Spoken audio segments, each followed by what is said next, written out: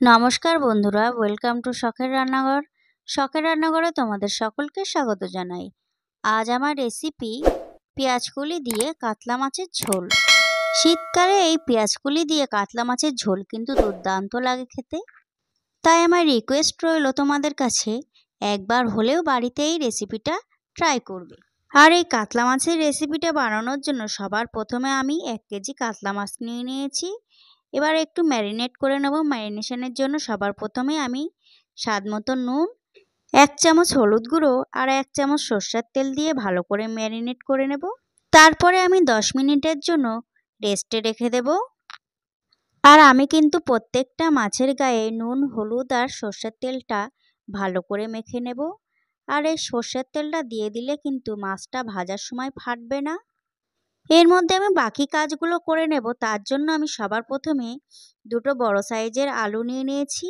এবার আলুটা কেটে নেব লম্বা লম্বা টুকরো করে। এইভাবে কিন্তু আমি আর একটা আলু কেটে নেব। আলুগুলো কিন্তু কাটা হয়ে গেছে। এবার আমি ভালো করে আলুগুলো ধুয়ে নেব। এবার আমি 3টে টমেটো কেটে নিয়েছি। আর একটা পেঁয়াজ আমি এরকম পাতলা পাতলা করে কেটে নিয়েছি। আর দুটো পেঁয়াজ আমি পেস্ট করে নিয়েছি। আর একটা প্লেটে নিয়ে নিয়েছি একটা রসুন, 5টি শুকনো লঙ্কা আর 1 ইঞ্চি আদা। এটা আমি পেস্ট করে নেব। তার জন্য একটা মিক্সির জার নিয়ে নিয়েছি। এবার আদা, লঙ্কা আর রসুনটা দিয়ে দেব। আর দিয়ে দেব 1 চামচ গোটা জিরে। এবার আমি একটা মিহি পেস্ট করে নেব। তো তোমরা দেখতেই পাচ্ছ আমি কিন্তু একটা মিহি পেস্ট করে নিয়েছি। এবার আমি পেঁয়াজ কলিগুলো কেটে নেব। আর আমি কিন্তু পেঁয়াজ কলিগুলো 1 ইঞ্চি মতন কেটে নিয়েছি। এইভাবেই কেটে নিতে হবে পেঁয়াজ কলিগুলো। সব কটা পেঁয়াজ কলি আমি কেটে নিয়েছি। এবার আমি ভালো করে ধুয়ে নেব।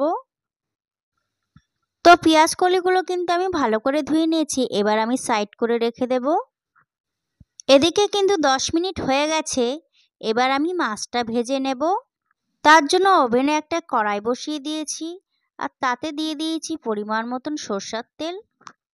তেলটা কিন্তু গরম হয়ে এসেছে। এবার আমি ওই তেলের মধ্যে দিয়ে দেব 1/2 চামচ নুন আর দিয়ে দেব খুব সামান্য হলুদ গুঁড়ো।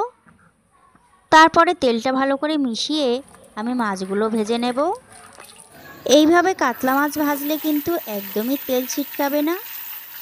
আর ভাজার পরে মাছের কালারটাও খুব সুন্দর আসবে। আর এইভাবে আমি প্রত্যেকটা মাছ একে একে তেলের উপরে দিয়ে দেব। মাছের কিন্তু এক পিঠ ভালো করে ভাজা হয়ে গেছে। এবার আমি মাছগুলি উল্টে দেব। মাছগুলো কিন্তু ভাজা হয়ে গেছে। এবার আমি মাছগুলো একে একে তুলে নেব।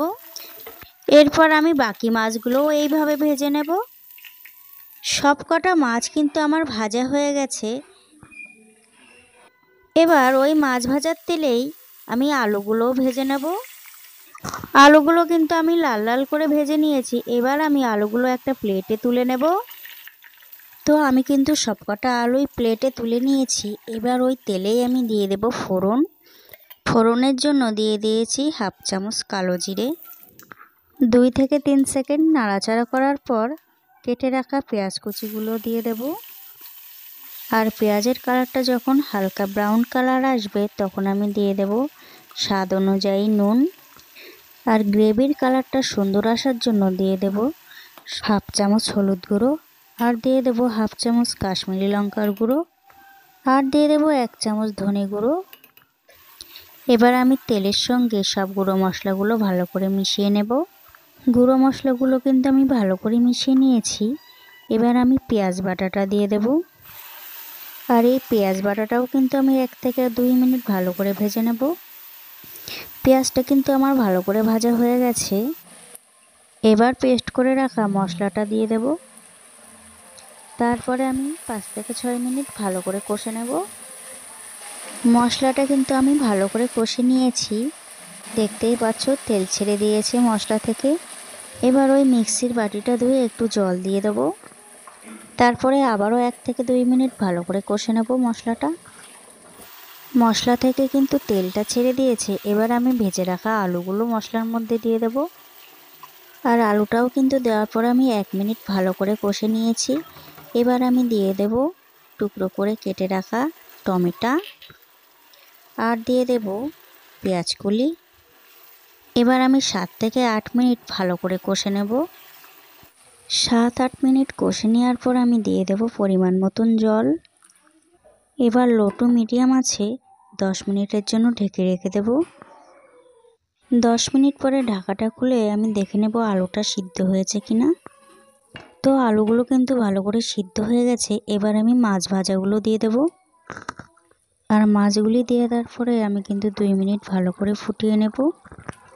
তারপরে ধনেপাতা কুচি দিয়ে দিলেই কিন্তু রেডি পেঁয়াজ কলি দিয়ে কাতলা মাছের ঝোল।